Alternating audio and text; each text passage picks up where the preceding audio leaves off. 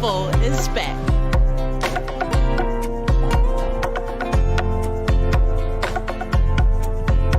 Beautiful.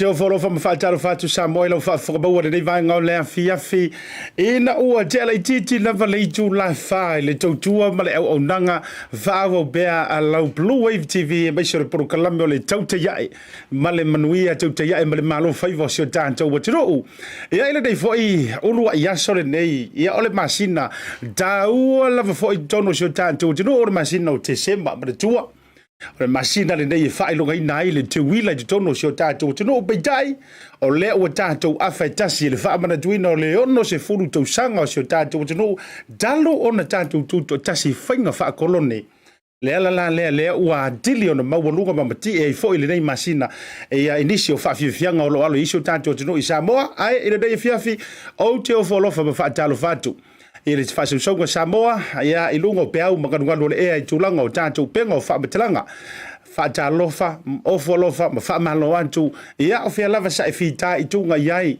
ia saunu whao ilo tātou matiroo i tiu te mawhaiva whita alolo inga o le nei aso ia ile talitorunga lau o le fiso, lau o le tolo ai ala i tasi le maunga iolo tūlanga o manuia o le tua whaatalofa ma ofolofa tuai no whatini o auga whapae whatini o manaia ma whatini o tausala o tausama ma manu le vea ia wape au iai se whabatalanga pele a fe se whabatalanga o Taupea le popo le pae le solo no whatini o tausala e ta oto lava a o sea lau ia fia toi whawheloai ia te outou le nei vanga o le fiafi le whaawawina o le tiute ia ma matawhaioi o le tātou BluwaveTV ia whamalulu fo i le tau sila o na whaiva e selo pepe le teimi e amatai le tātou porokalame ia o tātou e masani langa o le whai porokalame o le kamore moku e iei mātou taritonunga a maua lo le vanoa o solo mare ma tātou havanoa whapenei o te fia whailo atu ia ma wha sila atu le tātou porokalame mai se uoma pa anga mamai o le fau wa sa saurunga o le porokalame le ni teimi e o le fau wa toe amatalia tātou fiso ta inga ma tātou porokalame wha wau e peo na whailo atu la matanga o le vaiaso ia o lea ua taimua i fo i le fionga i le teitei fono ia o le tātou malo tuto tasi Samoa le pati le whaatua tua i le tua Samoa o tasi o lana vionga i le minista o whaatoanga. Ia e meise foi o whainga whaiva, este tausi e meise foi o suasuega whaasainisi te tonu o le tātou watunu, wa vai se ngā aso o tātou vala o no le tūlanga i le bisi sa lo fia i tiu te mawhaiva o le vionga le minista o te fia whaafelo i atu. Ia i lau vionga i le minista, lau fionga i le teitei fono, lau susunga i le Laaulialemalietoa, lau tofai le vai malai Asiata, lau tofai le matua whanau o le matua o sa whenunu i vao Yuli. Ia, lau fionga fo i le le tama le lala malai, ia po o lau fionga, po le tiwa atoa lau fionga le tupua. Ia, vai atu le swafa Polataivao le uatea, Fisheries met, i lungo le tā porokalame, i le nei vaenga o le fiafi, o folofa mwhatalo fatu. Malo se fo manuia Asiata se a lai loa lava e te atu ngalu i tūlanga o suafa ma mea uma ia au ta ua ia e wa lava si o Laaulialemalietoa Tautai i Samoa e mtautuai o lo mana malo se fo manuia nei tūlao le fiafi na u fionga le fonga o tātou porokalame le tātou ngalu moana TV whatalo whatuai le whafonga mai fo i si o tātou atunu ia malmamalo Samoa i tafa umo le larolangi io ele malo losio ave o le rua porokalame ia whafonga tāpua i Maota malawa e me se fo i tu ta whailangi e fia o tia tātou whataltanoanga vi ia le tua kiata mai tawina ia o lo tu mauleanga le leo le tua le tātou televisi whasara lau mana tu foi o lo whapenal whafonga mai si o tātou atunu Samoa i ona mamalu pa ia masani tulanga o tele ia me se forta po inga la ofenga luenga tofi le tua. Ma lo se fu muria nei vai ngoles Ia, tati tau whaatalofa Maota militino. Ia, uia o lo ta whaavasavili o au mamau li tūlanga fōi o le no pia ilungo pe au mangarungaru le ea meso sio tātou turu i Samoa. Ia, o le alava e ala tasi le maunga yolo i lo soifua lau le lei. Ia, meso sio atanta. Iyo, ua lava ala ua atanta le to mua mai ai. Ia, matautino mai ai. O lo ta oto ilango tonu tūlanga le lei o sio tātou turu. Ai, oa mai le tātou turu o pe o Fisheries masani lava e amele nei aso a ore makua pisi lava o lau fionga e maise o le tātou whainga malo tūlango tiute ma whita alolo inga. Ia. Aftai, o le aso le nei o le aso lulu. Aso le nei whaavanga uma le aso a toa lava on o fontangal kapeneta. A mata mai le se fulu ana le lartai au. Ia le fatua wha mai a nei o le ua tātonu le tula lima. Ia, matuli mai lor tātou por kalame. Ia, a mai al tātou kalame, no ualu sa o lor fono talo masani la surut. Ia, mai atu lor fono talo. Ian whasanga tu role le soa lau pule le so mai. Ia umane o le. O le wa e tamua talo no toi foi mai asiata. Talo moi foi whainga malanga umina malanga i le tawhai fio le lalolangi Amerika. Ia a toa i malnaitu o le tātou ainga i New Zealand. Aolo manuia me uma. O lo i pena i ti munga to uru whaavava. Nai matangitangi o lo angiangi pema. O leo no maua mai nei le. O maru lo le. Maru lo tātou atu. O lo voina o tātou ai satu pai tele na pu e malitai au. O Kristo le me. Le voila na i eini. E inisio i tu malo salafai. Ia o vai atu pu e mai atau le. O le tauna le wai tātou. O le lava tātou te iai le fisuia ingo le tau a o lo toa le angatonu me uma o lo manuia. Ana pauana o mea na ina i swinga na le malulu. Ia me se fo i timu to urua vasolo ai. Palo whaavitai tele i lau fionga ia i le taitai whono lo fionga minister me se foi ia whaavitai o leo to to mua antu au te ronelanga o lea e ola lava lau saunanga ina ua e whaalele fulu matau alunga mai ai ia le tamirosanga o le anganga whaavitai o le vaenga whaafai a wa foi Samoa ma le lana saafi lena e mati e lava lau saunanga o au ki lani a le whaau tama. Ua matua, ua matua whewai solo ai wailunga kau au o le tōtele. Ia oise a le fia ia e patipatia lea whaalanginga, le leima lea inganga tōwa, tō pule lea aso. Ia ai whaafiteitele, o le whaua tō mua le tātou porokalame. Ia wanoa tō e whaau wau fo ie, mati ai ma whaalau tele, tūlanga o mata upu e fia whaasoina. O te fia papai lava i le mata upu lea ua tūlanga mai ai, a mesi whono lau walunga i tala noanga i le nei taimi.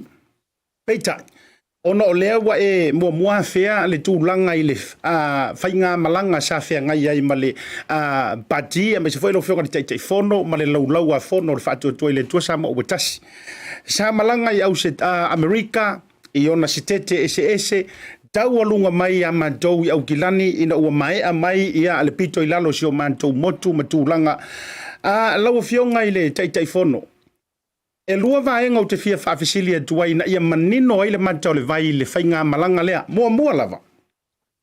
O le a ano tonu lava. O le a ano tonu.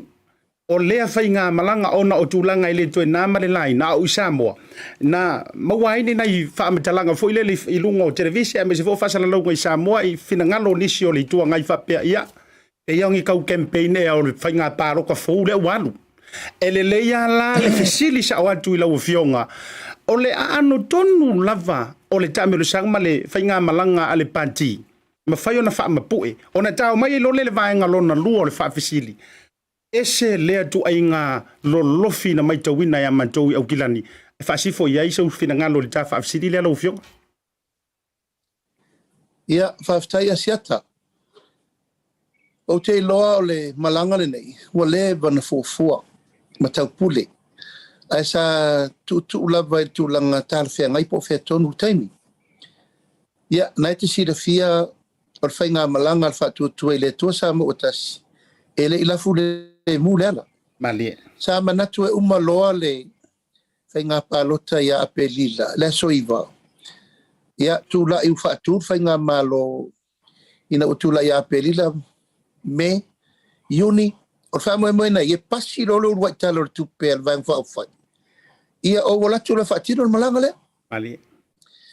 o le malanga la na au tasi e fina nga lo le fionga mai te pale mia mal va fa fa o le malanga fa stai o le malanga fa fi lo iai le tu nu atoa samone ma tu nu mamau e afia I umala Amerika Australia ma New Zealand o le fa moe asiata o le ave le o le anga fa stai I le pa ia mal mamalu maulungo sa moa o lo alala fa papa au e tafa fio le lala e mo mori le fa aftai ona o tau I manul fa moe o le sai dinga malo I le fainga malo fitia ma o le fatu ato le na tau pule le malanga le nei ia o tolo po ma ia o le la o tau sanga no fo inga ele in fai lava ona o mea ia tutupu I fina unga fa msinonga o fete na inga I fina unga pale mene o fete na inga I tulanga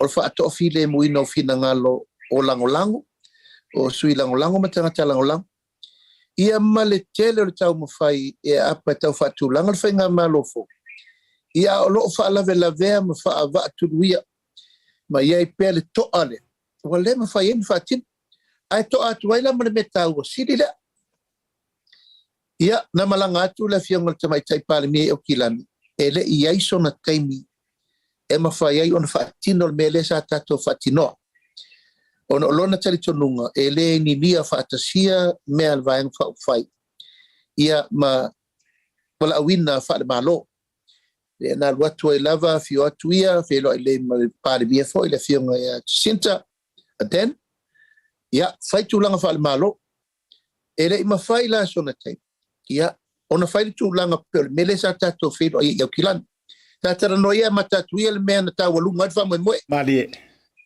Ina mai tau asiata. Ele ni upu foi abanei la upu le ne ite iwa AVCC ina SSC.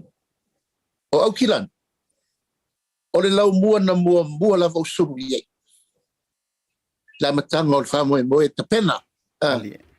Ele se si mena mua usuru iei na mua usuru tu ina. E tato a inga mana iau kilan.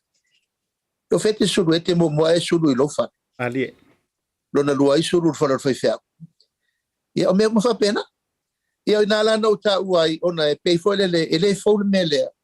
O tato utangata umma. O me pito I sinva vala. Tato feo ia tu matua martofu ina. E pei ala au kilani. Au kilani is now our second home. New Zealand is our second home. Or even we call it our home. Ali. O inala na mafuai se langona. Na matain tau pule fa solo atulo isha tato ai Australia.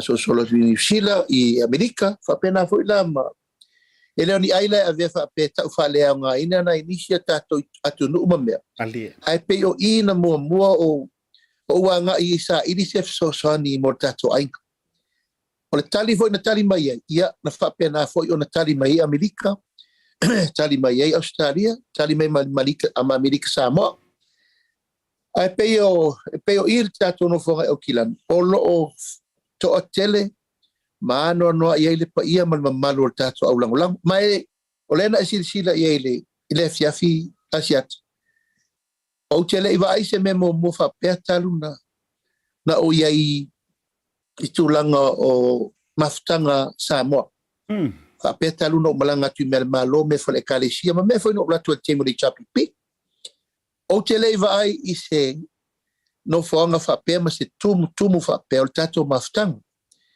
ia wo mana tuai ele fa titi ele nga fa aftai tele le pa ia mal mamalu tato mo fa tasi fo ile po ton la vai ole o fonga o kilani malu sa moyon tulang fa lupe mi se foi tama fa le nga wala to umana lango mar fa mo mal tato komiti lango ia e mo mo ele nga fa aftai tele o no tato maftang ile aso e fa pena foi na batu le fa aftai tau pulenga foi tato ainga mal tato lango ai mesi foi pa ia mal malu Samoa o lo alalam papa o Porirua Wellington e ma Christchurch sunga foi fa fenga tau langi mal pa ia mal malu fo Samoa ainga Paulo mangafa I tu tau langi e fia e ma ila uva ai mala titilo au kilani ma New Zealand ato wa peo o New Zealand na faatini ma ifa mo Mali.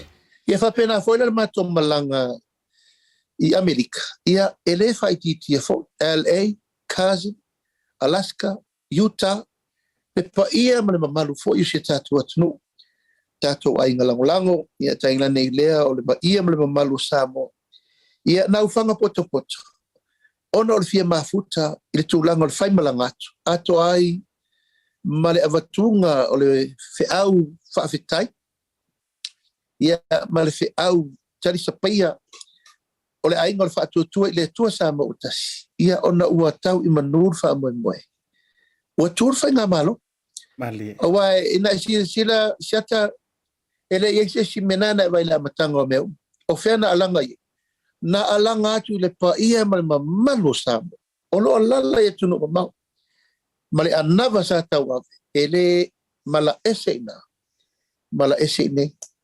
o le whaamoemoe o le ainga o le whaatuatua i le tua Samoa o tasi to tu mai whaavava la lata le tato mafta Ali. o pei ua mamau atua o tau lena sao no e au pito al pone a len sao no e au pito al pona se le tere mana o tau tulau lava tau tala lo ngutu le upule mi ngao na la foatu pa ia mal mamalu Samoa o lo lalam papa o ya tunu mo ale no fa leo ai au pito o na fa pe o tau tangata o leno no foi na ele au nga mai ele ini me faia ia tulau lava ai o le langona na ave ese fa pe ese Samoa no foi ya tunu mamau ese Samoa le no foi i nei Samoa vai fa no me au le langona ma fana le na no foi mai ma ua maua le mafutanga le ngata na militino fe vaia i fe paia i fe fusia ese amalta mele fe tata no pengo famtalanga Mali. ese ina ua mafuta io ai pela le fatu a tole na siata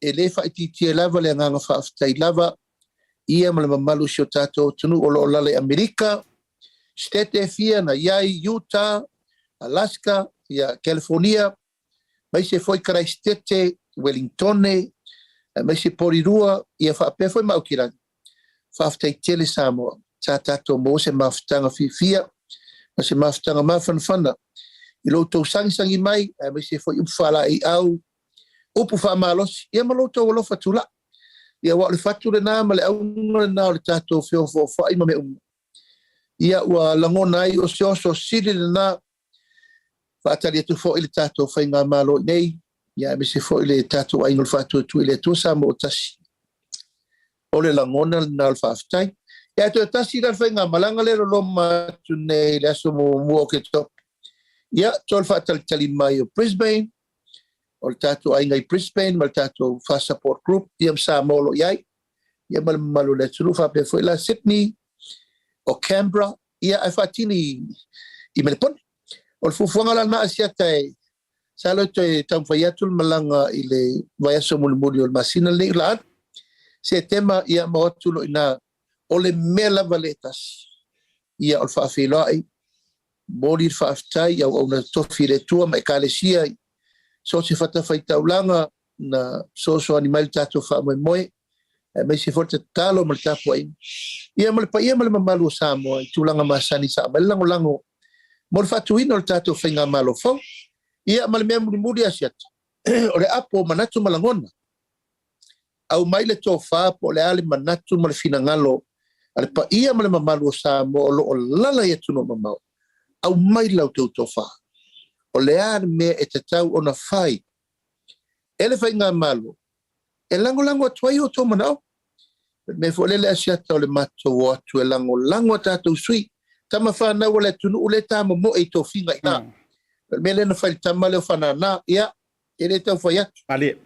o mai au pongi tama whanau le i le tunu e tū lai fo tū langa tofi e ma whai infa whai mo fieme mo o tō i le wālava whaavao malo i nei e alua tuai lena fio tuai le fio ngal tamai tai pālimia i le pālimia o New Zealand e wha amawhana whana wha whai ngō fie ma wha le lei me ia koneti le leile vāo o New Zealand ma le pa ia ma le mamalo Samoa o lalam papa au ia tunu ma po whelava po Amerika, po Australia, po New Zealand a ia ieri so o tanga le nai wha o ngā tuel tato so o tanga le government to government level approach connections Ia mela le mele militino tātou tangata. Ia tūla ia tātou tama whānau. I tūla ngā tofi. Whai ngofi ai mea uma mol tātou atano. Ia mela leo le amai o loutou whina ngalo. Awana i toa iei se mea whapea i le la ngona se leo. A se tangata o tautua ma mau. Lautou ngā luenga ma le mātongi o lea e mātou te tari tonu wina ma tari sapaia. Taupea le sau ia so uma. Whawhela na le whaatino se tūlanga o se letari aino o se aiata tau asesi. Nā fwoi sa ufola ina mwhain tō palo tamai. Whawhena whailema. O le amana ia le nā. O mana fola le tātou manifesto. A tūla i mai le tātou a ingol whaatua tue le tu sa mōtasi. Whaatino le amana ia o lau ngā luenga ma lau tautua. Le whai mai mo le tu. O rom whaina e palo tamai ne. O le mea o levan tauna whai. Ai sa tau fio isi whai ngā malo. O ke leiloa ai. It's about time. It's about time to find and solve this good change for the future.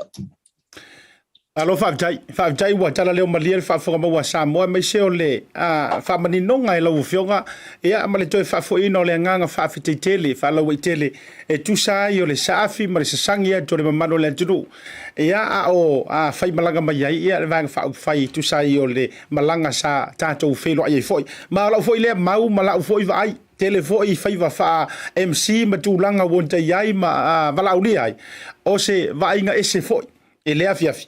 Ia o kau whasi ai maa ua telo nai lo matutua. Ia ua uma nei wo mai wha mai siata. Se ke kango whango ngofo maa kou lalo lai fia whaakta po ene manto anta manto fia songi atu ile fionga le teitei fono po le sunga le Laaulialemalietoa o a whea koe moengi mako songi o whantu e toe o so fo ile la. Sirviasia. Kera. Ia, lala nai, e ke fiua ke whakai kai o mai lau maiki. E tu pela ma noi ngole. I lo mo stage e tapu e tova ola te si temi. Iyo. Ai sira me na tupu i Amerika. Mo i la tala mo i la sia. Wale ma fai e la security in taf. E o manele mo. Wali pisti ko ma malo mo we taula lo. Ya. Ola la te tala la fai atu o le nau mai o nei tangata ma mea. Ia au ava noa. O mele au maua. Siata o pumoni lava ia tia. O inano lo ai le lo loto. Le lo loto o mele na tupu i Samoa. I le tau sila mamau mai i le tau muwhainga. A le tātou a ingo le whaatua tua i le tua Samoa utasi. O langona na o tangata. Ai mai sila si me tau. O tau sanga ta i valu se furu. A ngai le ta iwa se furu. A siata. I have to go to each and every table. Le sa whawha i mai lo ma iuta. Ele o mawhaina sa vali mai le tumu lea. But I have to go and greet them at their table. What a moment. What a moment. Ele aia se si na le pōpōl o whatawhat. Ufa pēnei o alafa. Sa mātou ta talo atu. Mōr wha amoe moe. O ina la leta te tera no asiata. O la ngona na ai meisea. O le majority o le lautelo la toni, o le au mātutua. Malia. Ia, no usau, asiata, e tau masua le upu ma whamanuia. O le menena ana, o le oso fia na mo au. Ia male wha malo si au. Ia vi ia le tua. Malo whaatai, ioe mo u amene te lo foi, ia le sa live tu sa o le tātou au nanga le Bluwave le na fiafi, ia le vainga lea e te tala fulu ai. Ioe wa umai o maina ilo o mantutua i ante au fu mai whakarikari, ioe pea koe whaisisi e mau te le toi mau alola auli na e mata le iai, au vatu au atau te mapole, e toi oso foi le lama toi malanga mai, o lea ua tatala tātou poras, e fia mana o ilo moment, e sili lo malanga i Samoa, e pukso o vanore sunga le te fono. Ia, uio lea, la ta... Ia, siata, pai, oi. Isi keme lumanga. E li fai vainga spotting ai mangripo o tara. Kasi mamar photo shot. Ia. E lei se kaunga al pue fua. Mana ia, ioe, o wai atu ina skula ki le afi. Ia ua me i mais... photo shooting a. O ai afi e pue le aka, whaila por kalame pasara lau, pue nga aka, e ngā ura kua lava lo ku po whaamalia le tunu asiat. A wai kua ia oen mene pere mua ka. Ioe, o le upu moni le nāwe tau whasia, ua wawela uoso mai kua o meilo, wapea. e fai alu malanga lea ai una fale tonu ese urupo o i ia o lea ia o sa finga o le nganga fia o le malu lo tele o le tulu ia ai sei tame i mai fa mole la u fionga le tai fono le mata upu le wala walunga mai ia ile unga fo i o le case le sa to ina tu fo i na i to mai se fa mani nonga ale fa masinonga ia pe ona tangi ai le o lo ove mata tai o le tuanga le sunga tu le pa sai le mali le ngoi mai se fo i la le fo i pulo flat le tofa ia le pule le ua maua mai le unga le soana nafi ia se fo i le faitau ma le tulanga pe ai ele o yai sona mani nonga lava e me serava ma tou nei ele ai ni fai longa tau tu la fono ele o mala malama ele e me fai ona e fai ngo fieina le toe au mainga o le unga le wa yai ai o le a fo ile fa winganga matulanga awana yo tatou tangata tati ele au fai longa mai la tou o le wa ai mo le mamalu lo telo le tapor kala me lo fiong ia fa ftai asiata na like titi as time not run through I samurai le fai ungole wa mai o te ava tele mo fa logia fai unga itulanga masani o fai unga fam sinonga maulunga mai leisia nganga fa pe e fa tau matatau court rules is court rules ya wa sir fia foi o le tulanga i le anava lava le ainga fa tu le tu sa mo tasi o le rule of law ia la u mai tau fa tok tope o te min nei o le wai ao nei o lo ia a le bang fa fai na ia ona ia se itu lau tasi ele manino le fai unga le usau o le fai unga le usau o mautinoa e to e fo ia tai o le tuangai marsunga ala le pule to fai ala le pule i le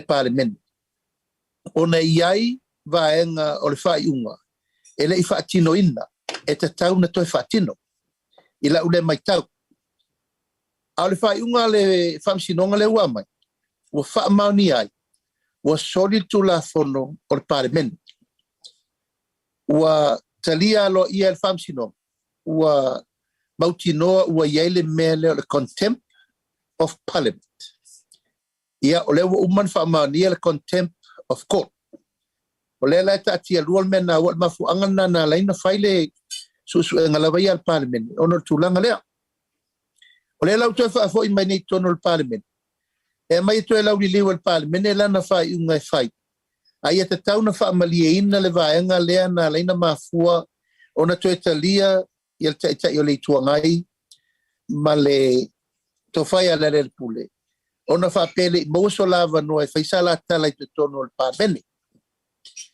o la una fai tau fa tope atu tau au le fai unga la le fati aina ma le umir fati aku o la ia au le parliament o lo na winga la o la tu mai lava le famsinong e fai el parliament lana fai unga po le ale umi ia po le fo le tulanga e fa tulanga le tulanga sa e fa tatia ai le process fa pe mai ele ia se avanoa o le sunga ya tu la e patali e tuai tono le parliament ale sa fatino ummal committee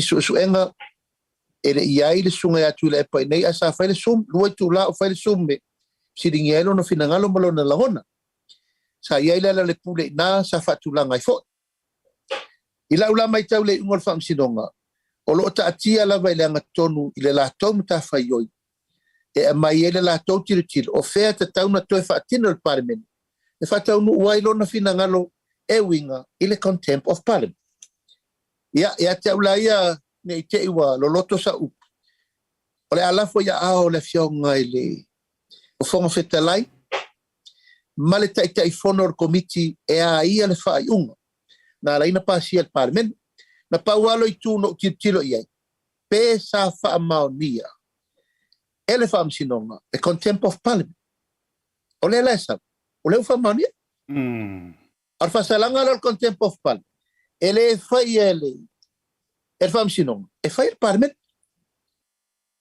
tu sala o le fa pe mai nei e te tau na fai time o le pule na fai se ia siaso ele fa pe mai nei pule il parliament a mai leva no e tu sa no ai la ua ia te tono il parliament po le al mafu anga u whaapela son ngā tulafono se ia iai sasu. Ia, ona whaatinolo le palemene, lana whaiunga, I rungo lafo le woman whaatu, e whaile whaasalanga. Ia, o lau nā whaatulanga nor po kalame, ai, manatu asiata, tate le manawe au maima watu, lafo le whonga whetalai. O ia la iai le tūlanga I whaamalamalamba le palemene le matau.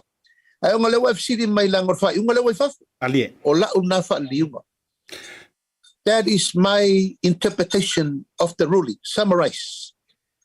Laia aol palemene, le awala e whaawau wai, ma le leto e whaawau, ma le umi e whaasalang.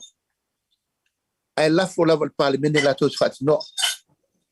Ma lo winga la ya tangia mai lava. Awa sa manino lava o lewa auti tua. Lewa whaitau wai so se tangata I le whaiunga ma le tūlanga o loo iai. Lo no winga, e ele vai sua o le summary le na au mai. E toe tongia I le palemene o lantou lava e whaia. Lo no winga na o nai vai sua ia e toe avatu e toe e li poi le lei ma po lesi le lei lo no whainga. E toe ai o le unga ia e le whape o lai taatia ia a o le palemene. Ina ia toe whai le lei unga o le tūlanga lea I le whaasalanga ma le toe whaafo I mai ma tūlanga o lo iai. Saura? O le winga le nā siata. O manata atia au laper komiti wha palemene.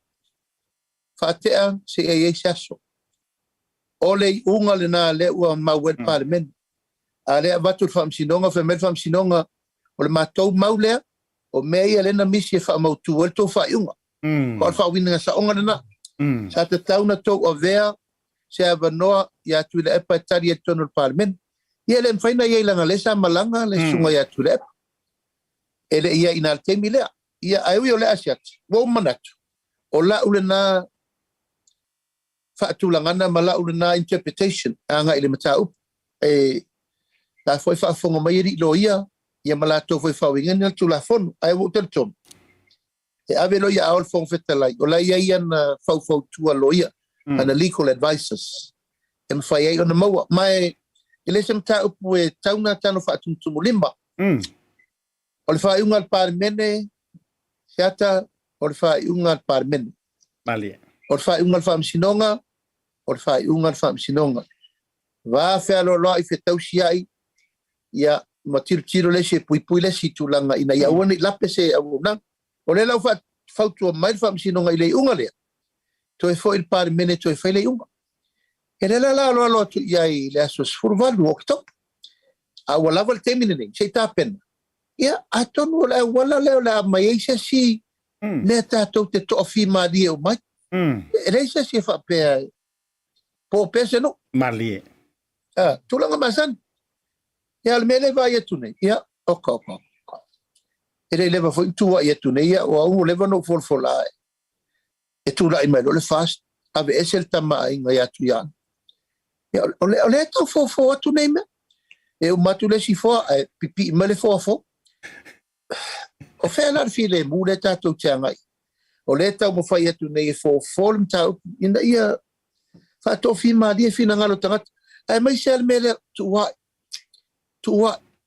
Asiata, ona whea na o tūla ia sa moma o fola. A whape tūla I mai whatu ele tosa mo o tasi. Wawe esel tama inga ia tu maleli whano ai sweetless. Was never been a day. E malmena, mai la tau, a mai tau whamau. Se o tele la wawhea tu sore nei mea, la kako wol whamsingonga se isa ili upu mata. A le tau singon file mu lea ta te tau whai atu ai pe ia so uma ma teimi uma. E pe whapena se la ngona. O le mele sa ili o file mu. Tofi maali o le tunu. Malo whaafitai. Mātai tele wa manino la wa ta mavala tau le leo wai paua leo le vaenga no mana o a matili aluai. I sau noanga wa tele tau sanga o e tu le foi whaafitalai. Ai mai se foi o le site o le te sila mai e winga e tu sai o le whaiunga. Ia wale le to telo I la tau na whaafisili mai se ata fisilia tu ia i le tato whainga malo e au mai sina tau whaamanino o le vaenga le whaafitai lo whitangalo. Mai lai le tūlanga le wai sau noa lau whionga le teitai fono.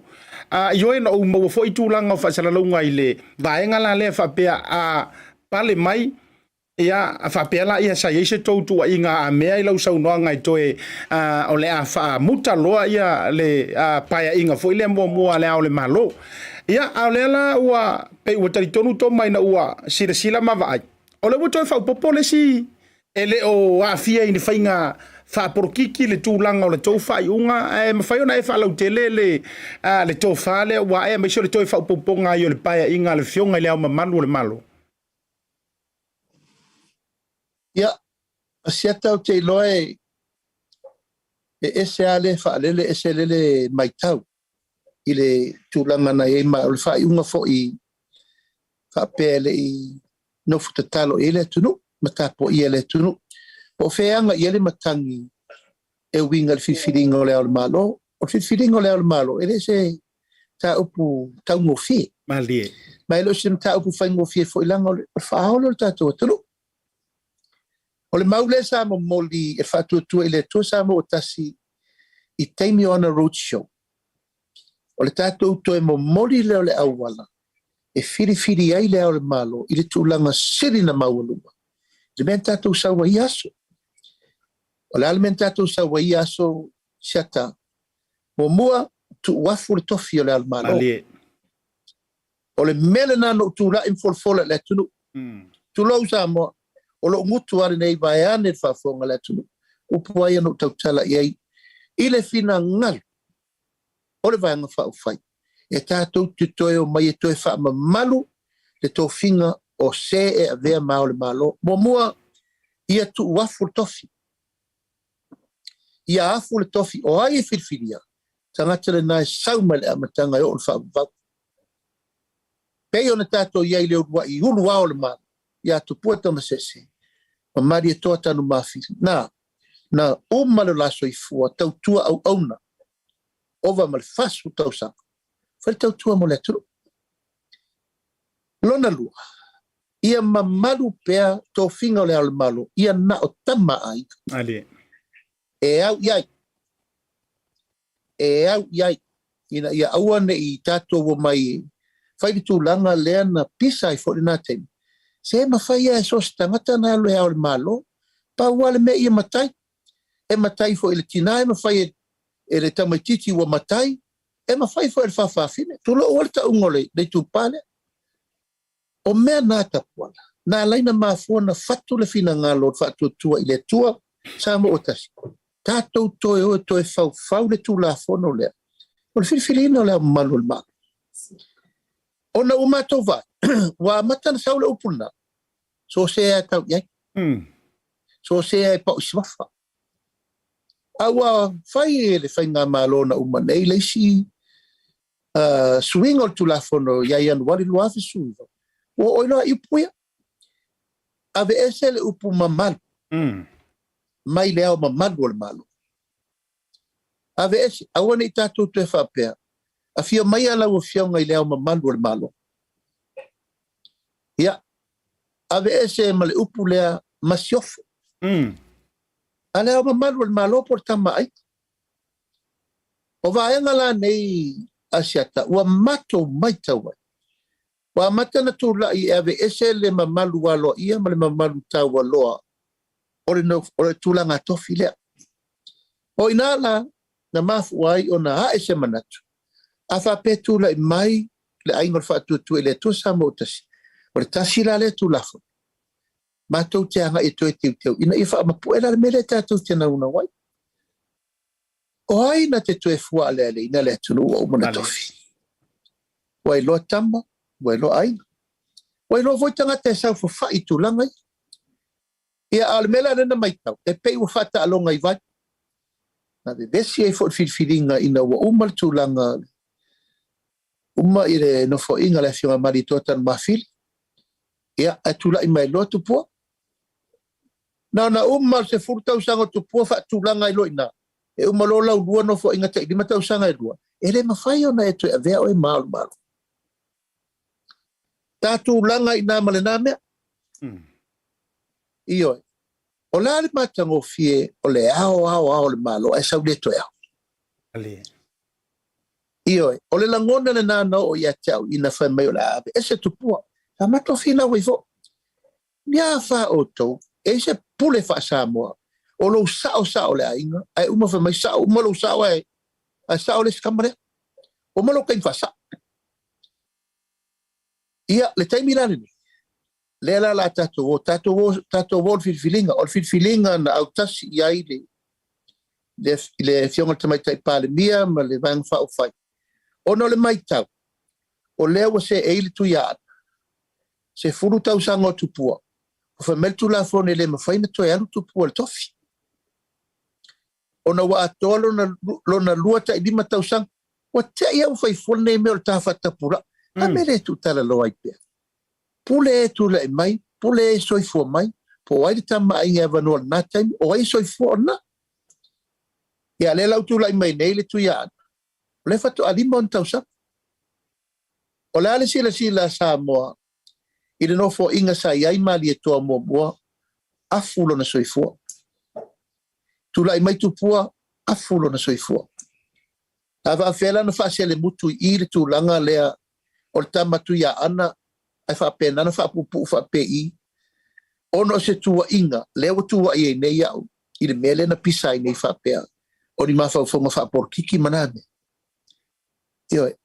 O le mawhauwhaunga le na i le vaai ma mao ma le sisira le tai ma le vanga whau whai. O lai mai moa le atunu. Po le ale tō whao le i te tonu le vanga whau whai. A le mene le whatu langa. Tātu langa tai lima tau sanga mau. Le la au one i ai fo i le tui ana. Pe a mahe alo na lima tau sanga muni. O na alo le asiata. Le ma whai e tupua na toi alu. Umal taimi muni muni o le tui ana. Toi o malietoa le, toi o loruinga umane. Wale ni tama ainga ya ngai. O ai la le na pule ina ia sao mai pea umata mai. O ai la le na tau pulea ina ia loka umata mai ainga. Ta ilua lota usanga le mfaito toi o ai la. O ai le na tau pule sau ia mawailo na ava noa pea umata mai. Ia le la lua ni tama ainga le toi moni lava noa. Le wa umatupua. Ele mawhai na toi alu e vea maol malo. Le waru tamisanga muni al tuia ana a umalofo wale toi so na vano. Fa fepa soifua umia toi.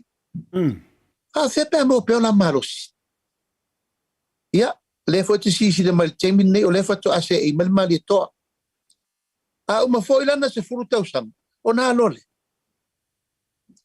O ila le na fa wasenga yel mele e sau fa ye pe umata mai. Siata o te aval whaafonga le tunu. Leanga wailoa tama, wailoa ainga. Alie. Wailoa ainga, wailoa tama. E le ai se si utu vai tofo le melea. Alie. O le sau e fia sau whailunga i a ele o ia o se tangata e ta tau na sau whailunga i. Ia, peo na uwha pena atua siata.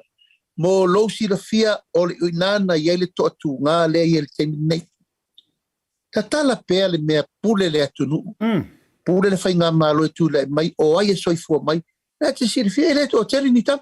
Le eva noa le mata afu. Le fatu asau whai mai ne le malietoa.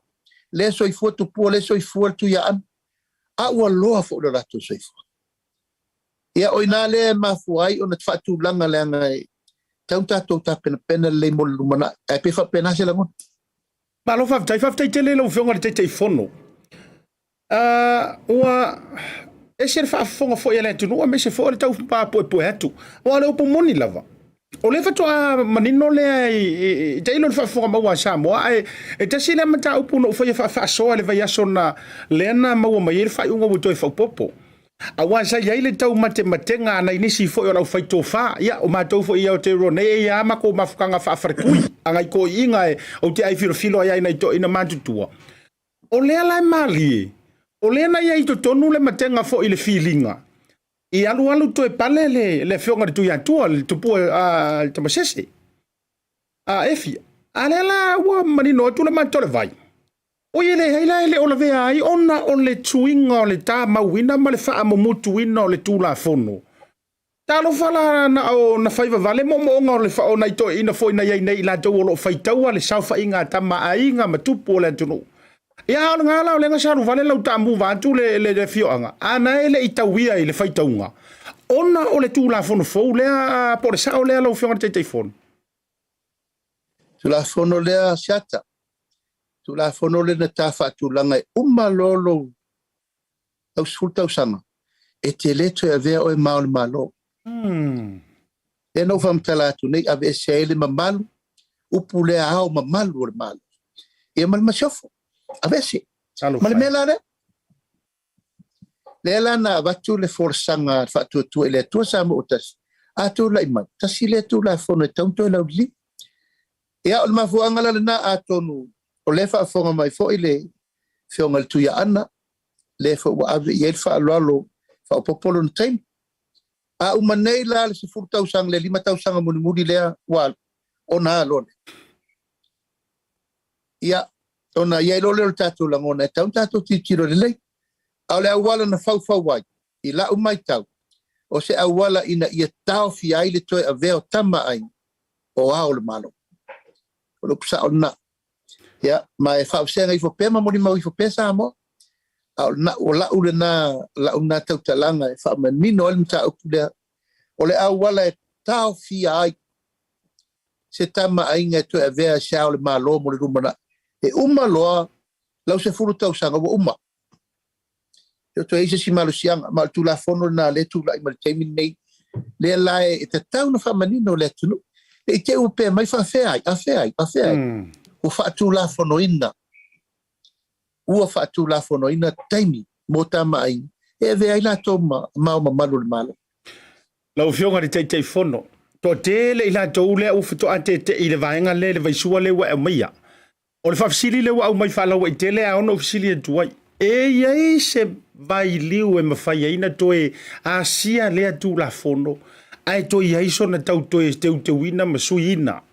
Pila kau whaafuafu ai malota loto leu pumoni le anga e mamaele te vai o na fulu ai mai se tama sapai e tu mua mapule e tu au foi malanta ua mara whaafunga maua Samoa tama ainga e o le sau le whaafisila le toa tele le wai lunga le programe se whaafisila kuna le whionga le teifuru e iai se vai sua po se vaenga e ono mawhai eina toi teu ma toi suia le vaenga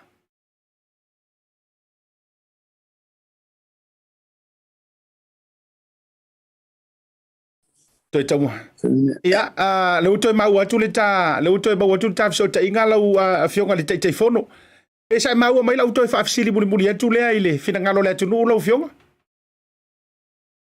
se te fe mai al Fisheries Asiata ia fa tai le utoi mau atu le fa afsili le wa tupu mai le teimile nei au le fisili mai le to tele lu mole ta porkalam e ai se va noa po o se vai sua e mafai ai ona toe asia lea tu la fono wa umona ta mau ma ono to e teu wina au tu la il fainga malo e pe wa kau fa fufua ile manatu le tunu le anga e mai ma pe le ta ma ainga ile to fa le tunu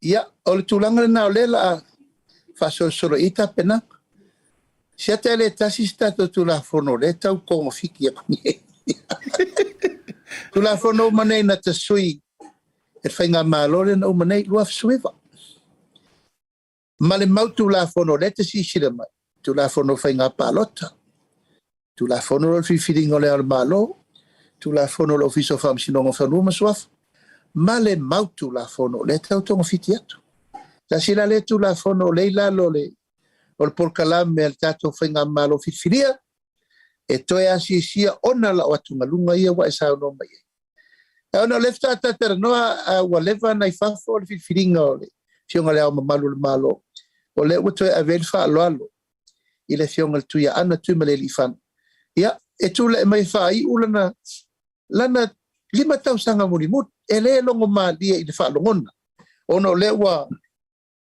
fa lupe fo i le paenga fa i ana anava tau tu wa fortofi malie ia o la sisila i pe fa petau nu le fa mo lo living o tu la fon alo fa tai lo fionga e le teifono le fa mani no ino le vaisua lea o te ioe foi mo o amen e le fa pe foi tate fai atu o se tu fa pati matulanga fa porkiki ai matua o ioe mo o amen e a ele tulanga o le tu wafu o le tofi ioe e tato wa o le malo me se foi o tama ai ngolo se ei ele fa ulunga o fainga malo ia male malu o malo se eu toi fa visili tu ala o fionga ile tu langa na tau langa i foi ma vela ile amatanga ole fono usu le sa te atu nei ina ua fa la wa tele mai lumo le moto fono e meso le pale mene malu Samoa ia se whaanoanoanga o le fionga le fonga fitalai o le Maota e tu sai fo i ni la fonga matulanga e ui wa ia te ia le loto whamangalo sa mana ia le matou mai tau watu au whaale le fulu ma ta afi le fionga le fonga o le Maota le songa le pali ai peita ila ina ua saunoa le sui taitai le fionga ia porto whawhanu toi la wofo e pe tu e mana ia le file mule binga ai la le vai liwo la na saunoanga na pe na langa iso fina ngalo ma avea i matu langa wa tau vela i foi upu fai le tau a ki fa fisile kwa ole ala take na fua i lo sunga Laaulialemalietoa Polataivao na e tu la ia i loa ma pe wa nga lunga ia lo ma ape foi fatini foi le tu langa le tau le iso fina ngalo Ia Asiata. Ese mato langona fasuis fono parmene. Nanga tofu al tangata i malone langona i tu lango le tausinga o la malu, ma le tau aloa, ma le alo ia o le saufa inga. Ai a au neno saufa il no fola mo le sutau sa. O ulangona ia. Io. A tonu lai ma ia la tau le mele o le maile ma fau fau fonga fitalai. E ma ia la tau le mele na. Langa foi lai mase sio la tau nene saufa i lunga. They never felt, they never feel. Ile tu lango lo saufa i oi o fonga fitalai o le Maota. O le tae ole, na matua i langona lo mafatia ile sa afi ia male tangta le tala le fonga fitalai. Ono tua inga leanga o le fai a te ia. E la tau o le sa fa te ama le Maota. I la ula mauli tae ole. O le tu la i al fonga fitalai mfa ari lona fina ngalo. O lona loto fa ngalo male apopo inga anga i le Maota. E wana i toi fai le mele matango fier fa fonga mai le tunu. E tau solo musa. I sui su fono le parlemene. Le fai ma fai pu fa le tonu le fonga fitalai. O la ule na mau. As long I'm in parliament, I will always stand to protect the speaker. Yo, o te taritonu mo vai, o ai se tangata e le tu la i se tulanga le. Tau na aver fa malos. Ya pe o mai tau tu la i me fontol ta aule. E suma li e fa ni ati. E pe e mo mori mai o se tu alalo. Al fa tonunga la e fa mai. Fai lau fa tonunga to mai e sui tu tonu ona file mule. Ele ole wala le na. Ale o saule wala mo molen saule le saule ngol famsino. E ma to mai le fa le tonu I tu langa fa tu la fon. Tu langa sanga tonu e tonu ol tau. Ale mo moli mai le lo fa tu. E fa yo le fa to esi. O le fa manga lo fon vetela e tu la mai fa tonu fon vetela. O inana la no tu la ia e fa sao. Langa le o se fo fon vetela wana o le tu e le malo. O fonga fitalai Samoa atoa. E tau na matou amana ia. Ai mai sei, o tua inga ina fai fonga fitalai. O ni tua inga matangati. Ma ni tua inga e ati di aina tupu le lefe mala mai ma le vesi o finanga. E na manatu ala ia I le nata e au ma le tau whaatua toanga. Ua u whaatua ese ai fua uia. On behalf, o ni tangata walato le lo mai lalo. ali I lunga o ni tangata la tau te le taria le loto mawalalu. O le ufa mangalo le fonga vetela. Ai tu le mai fa tonu le fonga vetela. Siata e le fa pe na le me te tau na fai. I lo ule langon. A fa pela o la to wa tu manga na masani ai la to. O le fa mawala lunga fa si wa upule. Le mi ngao ma le ma fa pel fonga vetela. Fa masino sa mo. A lo tu langa fa su fono. Ma lo tu langa I lo tali tonunga sa o sa fai foi. O te langona mafatia. Ale fionga le fonga fitalai po le fionga ia paliteri. Lena langa fono nata ia. alo whaatai o manino I ulungalo lo whitangalo I lea mata upu ia manatu fo le taimi ona o lea langona I au tino ia ua o ilo taimi tatalo le nei vaenga o lea fiafi ia ai o lea u fasifo I fo le mata upu lea mana au te pa ia tua I lava I so whitangalo ona o lea po nei ia nana whatapena E tō laulau waile I ungo le case lea a sitasi o tama whasaralau mai au sitalia tiu malu mai fea ia e tu sai fo ni tu inga mani la fonga ia ua santi ai lo tamali anga mani tamali anga lelei fionga tamai tai pale mia mlevanga fa fai en fa na fa lo telo la se tu langa la tamai ore na mata upu ia e tali we popoia Asiata ono nta upu la we lumol fam sinonga ala foi no on nta upu ngo fam sinonga ia ono tu langa lava meta fa sala longa a peo le sa tato mai tau uma ua whaalea ngā ina le lato tangi e whaalea ngā ina le tangi. Ia, o tu atu lau ina, ia e la le mwhaino iso leo langa lawa i lumole. Whaamsinonga, let the court take its course. La lava le me iai, pau lava leo le me sa mai tau ina, ia ono tu langa, ia lava le tapenanga a leo leo, e wina le mtau, wai le sin tamai mtau, tele tua inga sa whai mamafa. Anga ifo ia tia ua misel bang fai male fionga li tamai tai pare mia io le Asiata ia ole a fo iso manatu ona lawe lumo fam sinonga mtau Baro fa tai tele ia manatu le asilo ta va ayuta tulango le dei fia fifa tai tele le fionga e le tai fono o le fionga e le minister o fa to anga ma fainga faiva ia ile to fa te tala ma le to fa sa ile ni aso manatu le wa sa fa o ti le utu le faimea e tu sa le fa mani nonga o nisi o vai sua me so mata upu ia e wa na fa mani no amanta le vai le fonga la utele le tanto tuno ia wa fo ile sanga ia ne o ayo le tai tu lango faiva o fenga ia la fotu tawuru mai sau fa mulianga me se fo se sau nanga ia e fa si fo ile ta fa tele nonga ne vanga le fia lo fionga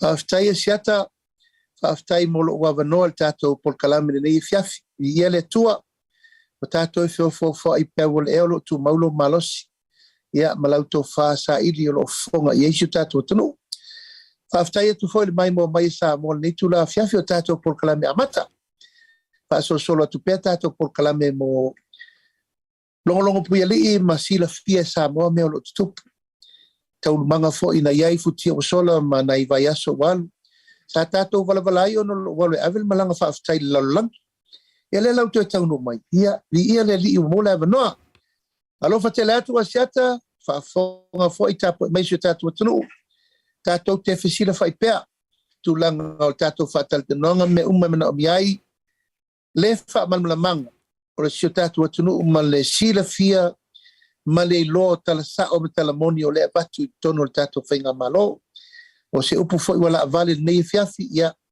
aso swatu vai malu ipuenga tau mu fai lava ina ia fata tia le mole ala loto sirfia ia maloto i lo tau molotup ia e tu malta por kalame lava yaso o le asfrele tato oficina fa iefo ia na fa uma mailo al patu tau patenta tala na le umalango Wavel te mo tau no wal for elo vatele tu so elo vatu tato le tio fa sala lau lo vatu for fa fo mai Samoa ta fa fiole da rolangia mai se e fenga lu ngato tofi le tua manuela fiafi lo fa ia lo vatele tu fa tele le ta no to fe la ila se flele manuia foi la lo tu fon talo soi foia Aftai soi fo mai manuia aftai ia ole fatalo noanga le nama le fionga I le tai fono le suga le Laaulialemalietoa le fionga le minister ioi na ona tato le tato malolonga le foi mai foi ska ko fasoa e te no la utala uti arwesi ai omi mai lo finangalo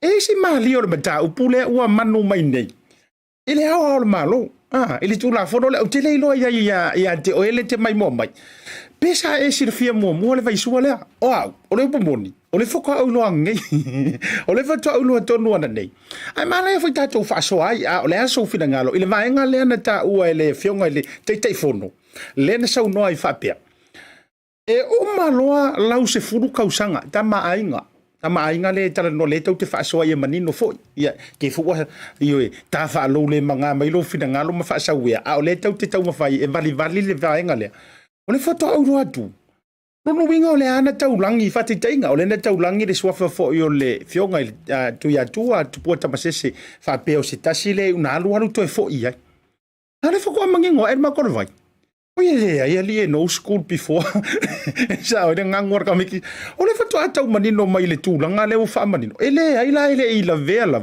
ona o le tula fono tatu fa so ai pa fo mai mai o tatu fa salon fa pesi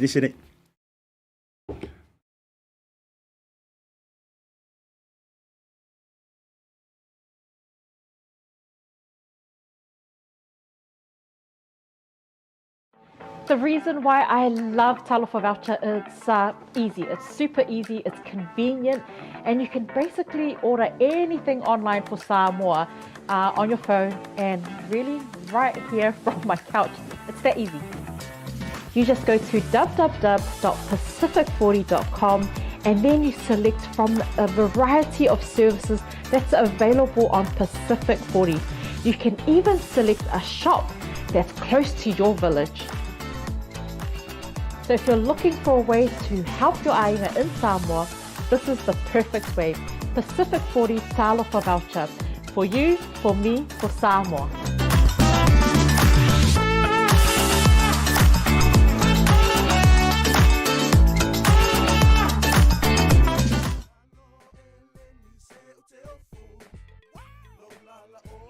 A whaia te mo mia o loa mai Samoa, ma nisi o atu moto le Pasifika e peo fiti matonga.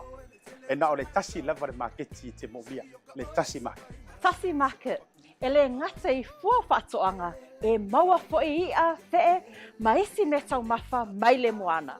E pea ona uwhai atu, e te maua uma o loa mai atu moto le Pasifika. O le talo le te sila mai ai, numero tasi lea o loa sa palai mai le atu o fiti. Kako karongi ue fo ia yasoi. Maua foi le umala mai tonga. E le ngata i lea, mo i la tau e fia le tātou tama o le whai. E te maua umala vai Tasi Market. Ai whawhetu langa o whaalawe. E sa o le lei, e maua tātou pusa pisupo. Tu ainga le lei ia leo le pama.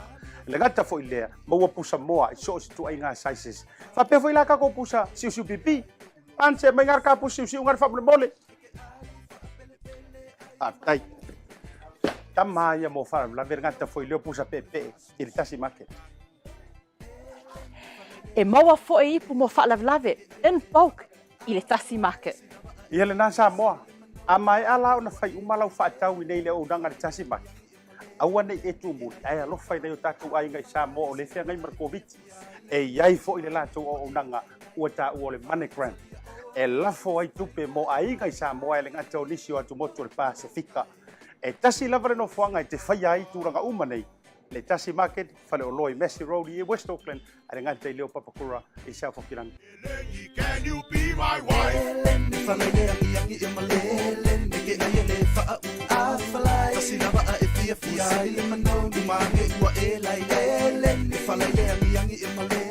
Jamira wati le ua 5 minuto o te neli tūlai 5 le tautua ma le unanga lau BluTV.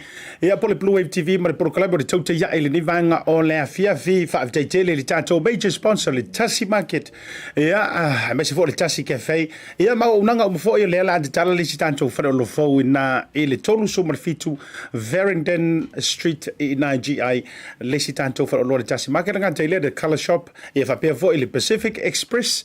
Ia le ngata stasio tātou new sponsors i lungo le prokalame. Ia whapea fo ila le tātou Maota Samoa service stations ia i Vaetelo whapea ma le tātou unanga le Pacific 40 ma le Talofa voucher. Now, o le malia ia tea o le vaisua lea whato a o maua o le pomonia. E sa o manino mai le tūlanga lea. O le sefulu tausanga. Masui. Manatua. E ese le sefulu tausanga masui. Ese le umma o le sefulu. Ma le koe mawhainga e koe aru. O le vaenga lalana le whatoa au te ia tua ia au ina ua Fisheries le mata upu le ia me se foi o le whamaninonga e le whionga le teitei whono. Po le songa le Laaulialemalietoa. Le foi e to tele la tau le tusi mai. Awalanga e sa o e manatua o le ana tātou manino mo tau silfia. Ia le whatatianga mai. E se fulu tausanga ia matoi filifili seisi. Ai o lenga lilo ai manatu. E uma loa lau se fulu kausanga. Le toe mawhaina e toe halu. Walanga le mea no whapea uia. A whai e uma lau se fulu tausanga. Ia e pea o le tala ale whaiwhi au fuere whawhianga inga le kele nga whaiwhi kaunga kuspa ia. Tātou te whaitau whia ua wai mai iai. A ua uma ia na whaileo sina hau koma. Ate tainga peo lata na whawhai ngofie e le tau ata mai e o le mea sa iei mua uma lea. Ia e se i pailes. Ia uma foi leo lau se fulu. Ia nga koe mawhai foi lea nga koe pai o e lea nga pai mua. Ile ise nga ngana whawhai ngofie. Ai le ai la e se la le tūlanga le iai. o le fatoa o manino atu nei lava. O ye le ai e umaloa laulima. No way, Jose. E le toe fo I mai lava. O le fesili la. O le la fatoa manino la ia tea o le upu lea. O ai la lea sa kau whainga I mea e fuafua I ai. O ai tonu la lea na tau whaatata I ai le winga o le tula fono.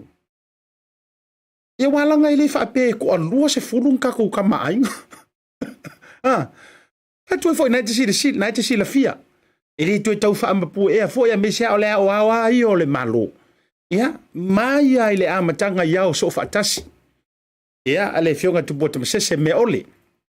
Lea sa se lua mai, ia ma le songa le nofo le malietoa. Tanu mafili le lua. Ia o kama ainga. Eoi, tama sa whenunu I vau. Tama sa malietoa. Ia, le fo ia ia le mata afa ile ono fo ia le mata afa le taimi nei peitai au no fo ia fo le mata afa tasi le tama ainga o le tama sa le valas. Ia me se fo ila le tama taua ana. Sa tunu mafono o ioi. E me se ia le pale le taimi nei o tama ainga nga. Wala ngo ni si fo isu afa matulanga fa pena. Ia ua aveo ni au fa le lea matulanga a. Au le winga la pesili. Ila koula ia nga whaia le tūla fono. Wana ngai sa o manino a o le whainga malo o te antu. O ila tūla lea na whaia lea tūla fono whaapea. O ila le nga whaakaka ia I mea. E wai moni la le saunoanga ale sunga le teitei fono po le sunga Laaulialemalietoa. Ia lea la ua tātou whaitau ua uma le se furu tausanga. Ale fionga le tuia tua tupua tamasese efi. Le ala ua umalanga se furu kausanga. Ia, ua esa o ele. Esa o ele, le siko inga manto. Ele se kama e kisi la vantu. Ai ua makua ki le ale e kisi. Usa ua le toe mawhaina toe sao whanga. Ona o le tula fono. Ia, o le ala ua mau malia mai talofa. Talofa le fionga le tuia tua ia tupua tamasese. O te matua ioi foi ele fa pepe ana fatura utala. A fai o te ioi na inisio manantu ia olo utari tonunga fa amatai sa moa moni. Me mota avele sisi ala fia ia tatou tama ia ta o tama ainga matama. Tama ma ainga. O le a le winga tonu o le nā whalanginga. Ai kango I whaalupe Samoa, pa ia I ainga, I tama ma ainga. Ainga ma latou tama. E whaakusa I kama ia. Io, e whaatusa I tama ia tama ainga. Tupu se tātou turu. A le winga lao la tatala, ama e a la le no fua inga. Io, ama e a la le no fua inga le la fai. Le umar se fulu tausanga, le foi lau fa popo le silima tausanga ona ina ia fa amalia ina le tula fono. Ina ia fa amalia ina le tula fono le ua ia ilanga le uka oko le tula fono. Tula fono le ufa tatia mai ila tau na fai le finga malo momo. Pa fetaila o le ona la le se fulu tausanga a umangeila. O le fisidi a umangeila. A wailanga ile tau masina se si mal fina ngalo le tua pule le tua le soi fuol tangata. O lea lava e maua le malosi ma faafua leva le soifua o le fionga le tui ma le ifano ma le fionga ile tui atua tupua tamasese o aila le si le ala kepa iai ia faaftai o le ono foia le no foa o le malietoa ia lono winga la waila ile ono foia le soafa o le meta afa lono winga la ia whakaikainga a whaila le ala ame I mai ma filfilia mai le sunga le malietoa ia e mo ia ele whaapeu o matua le soifua o le sunga ile nofo le sunga le malietoa moli. Ia a sau foi la lana nofo inga umalanga se fu. E o matua o ki fasasa o umala tu low. Ia nei tama a inga to. Le ai masesi e toe anga va. E mafai ona toe au mai e koe pela ela e toe mafai to mai toe fa solo. E toe fa alu ai to fila. Ia alu le feeling sa valasi la to ia wa faitasi le to fa ia wa pale le la to foi no foa ele sofa mata af ia alu le wau ia ia le fasolonga fo el fainga malo bo ai le malo e tula ile na taimi according le tula fono le ufa tatia ia maua lona vanoa kulilanga sifuru kausanga a uma nei la ua uma o ai la isi kanga kaya la vat petu ai foi ia se vanga na fo yo le tangata la vai ia e moi noa ioi masama sama noa lana sila i mamalu Samoa ma tama ainga ia na eva lele lau fau malu pi faaliang wa ia atu ai fo faaliang wa langa ia na me ia pe who cares o ia li foi ao malu ia e popo ia e popo e manu le tangata e tausi mamalu lava ia le anga le tunu o le tanto wa tunu tofi o tama ia tātou te whaao ia te au la ia me se fo ilo te tunu o te au fo ia au le mele o le tuoti tuafu anga ele to tele ni tātou tama a inga o lo se ei mai ele taimi malea taimi ia le la fa pela e mafaiona o le ale tulanga o le aiaima mai nga fa pena ia ai maua uma ele pa inga le nei fa taita inga la uma ele lima tau sanga le nei le tama taua ana ai ua matala ia senga finga ngalo le fainga malo ka peneta mal parlemene ma Samoa e toe pa fo ila vai tula fono sei ai mai le saunga le amatanga tu waf ya lo winga lao o le atu wafu le soifu o le tama taua ana ai la ile manda yo le tulanga le na e walanga pe yo le na tau maua i le fita ngalo o le fionga le teitai fono e fale ha kelele me o lo wow le malo e ona uma le o lo vai taimi e to sau e to tau nofo e kausi kai di le pe o fainga fa e to tau fai fa president America e pe o tau scalinga le tau fai ele tanto wa fa solonga o le malo il taimina nei e foi le leoli a umala lo te fa pele skinge ya oma awala le no lo fa mai pepa po le ale tulanga foi le le a ia ia ai le ma faina e to le a sauni mai lesi masaulesi ia ia ale nalo ia a failo wa sailia e wonge tama a inga ya tatou tumua ia o ka foi lang fa sau ma ko sala fa e tatou sa vai le lungo program ele wa te tau foi lana to e ioi na to e fa no foi le a o ton mai pea Wata tau foi ona toi le ao le tangaloa e a mese foi le ao le lilo mayava o ava penga wata tau rola na toi o a inga ia ia a matana toi ioi toi a matana toi au mai ilunga ma toi fa tu mai ia sa oi ia ko ka iri mai ka ko maliu ia le vana e wala ngor tu langa na o le a mo o mia ia le tele oni swa fa la wa lunga mani swa fa tu po a ma papa Ita ia i mare motu sa la fai. Ia wa ka foi lang ko fa ku langa mai ka ko wa o mo. Ia. Ia vai do ile tu langa le. Ia sei vanga nala wa alu.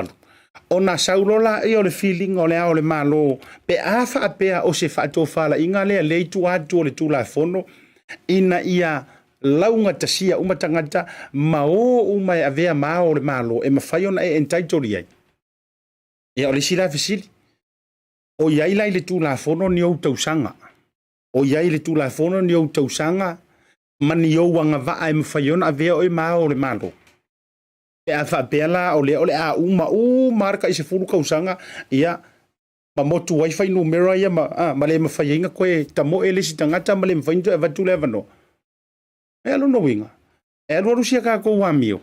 Kako va yese atunu fo ile le ale anu vai kako to ina atunu fo ile le le malo le malo tu loa pa wale me olo matai as winky es kama ikanga ina pe ile o tanto wale tunu le North Korea I faingar kama kiki le wa le avea matai ta ile tai milene ya mana tu avea ia matai ta ile ta la vo le soifu ya am tu wa to ele to tele e mesele polongo le tele le la to fo ia tunu uma tu langa I faingar kama I ale kama I fa ala ila ilna ia no ngore tu inga tu langa le nai ono to o ia tanto awala lai le o fa manino mai po ani o wanga va o ani o to sanga e me fa ia lana ve o e ma o le malo io ia ai atonu te tupu matangi liuva ia e au ngā foi ia vaenga te tupu ia e mwhaier na toi ti mata upenga o le tautai e wai le mawhaianga e loa e le leila u wha tautainga pe a le avelo sa i le sou e le mawhai ona i loa o se tautai mata palapala pe a le mawhainga e a e angi ioi nge maunga mangi vangu loloko a wha peala e na olong tala noa mai o le tautai e te iloa uma leo whaingo i o le sami ai su e kule me ke whango kai na ole alo i le mea malu e le mawhai o nga yesinga ngaru whawhaki ia vai po sa o lau tautai vai po sa o lau tautai ia pe na o si tangata whaasa vili ai e iloa o le tautai ia i teime so wai ele mawhai fo ono tantou iloa lelei ma leleanga o ia tula fono ma ia vaenga ia pe ale o ina o tātou pasia ma folau wa ilunga. Ia ma toi tilo masira. E te lele whaale tonu. Ia po ole. Ole ai o ke ia he leise whaale tonu. Ia. O vahenga whapena. Ai tawalunga ai male tātou wa porukalame le vanga o lea fiafi. Ia ua mabu foisia a vahenga fou o te te ia tuai fo ilanta i talono winga. Ia. Tā lo whala isi fionga re tuia tua tupota masese efi. Ia i lalo ala o le mele ta o toi tula fono le taimi nei e le o mawhai na toe sila ai ia le whai ngā malopo o le pale mene i le toe filifilia o lana fionga a vea mao le malo e le o iaila se mea whapenga i keiminengi i lalo le tula fono se vanau taulu ai toi sui la le tula fono i suinga ma tulanga whapena ia ona mawhai la ia ai mo le taimi lana nei ia manuia le sanga iane o ai o le tai ia ele fionga ile au mamalu o le tātou malo Samoa o le tātou tatalo fai fatasi ia whaafua lewa lo lantou soifua maua lo lantou malosi ia mai le gato le tino o le mafaufau e whaatautai ai ia whaurulunga o malu o malo proklame na lewa ngola fiafi malo foi a tau rungo le tātou proklame mai se fo le toa tele o lo sangi whapanuao mai se fo o tau tualalo mai se o tau komeni aioi lena e o tātou ie pino whaiantu e le tau te le tutusa uma i se metas e tau te le tutusa uma fo i se si metas e le e se uma e pule ale tangata i lona finangalo aua le la mai le si le finangalo le si aua fo le sumua le si le finangalo le si e taito lava le tangata i lona finangalo ma fo i se le anga o le malo ma le atunu o le atunu oe o le atunu o le atunu o tātou uma lava si fola ia rea male por kalame le vanga o le fiafi ila o mai tau le tele a fua i fo ile ngunguru e ma fua le ngunguru o le ala lai fua o le au le mala malama ni fa por kiki yoi o le ala lai lava fua ma fitongi ma ai fua ai tatia le au fai por kiki e fai ala tou fitongi inga ma la tou upu fai wa masania ia ai tātou fai malu paule me tāua ia ole apo mai male sona mai ni mea mana na ia mani mea le mana na ia e toi ti mantai le savalinga male upenga o mia le toi taipo le ne fiafi o folo fantu le programa o to uma se uso e pop ngasi o lo fetele antu o mai le nai tulangi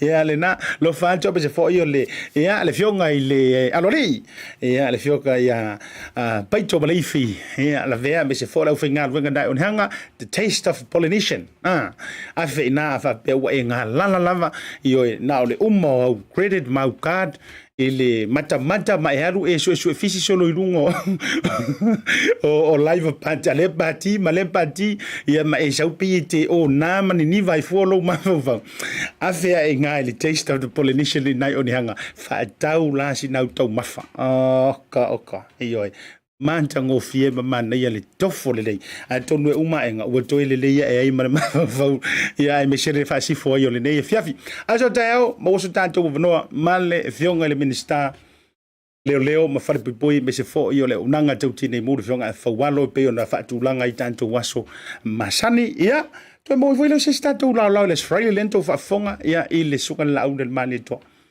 ia e toi ma waisesi o tonga ma se fa puponga o nisi ia o finangalo ia e bore taimi Asiata fale maru bra unanga le tātou BluwaveTV to se sila mai fo io le fai por kalame ai meli medisia o kire ka wa meli medisia o mai tole O vai akori o eri we HPP.